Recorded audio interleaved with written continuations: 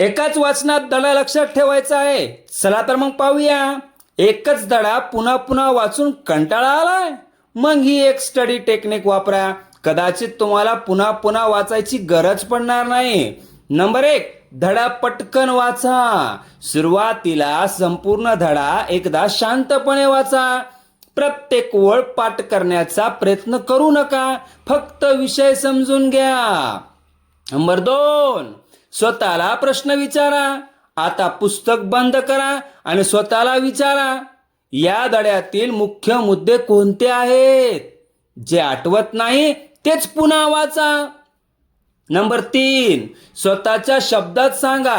धड्यातील मुद्दे वहीत किंवा तोंडी स्वतःच्या शब्दात समजावून सांगा. यामुळे विषय जास्त काळ लक्षात राहतो. नंबर 4, 24 तासांनी 5 मिनिटाची उजळणी करा. दुसऱ्या दिवशी फक्त 5 मिनिटे त्याच धड्याची उजळणी करा.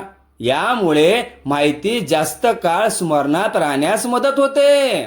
आजपासून ही टेक्निक वापरून पहा आणि फरक स्वतः अनुभवा.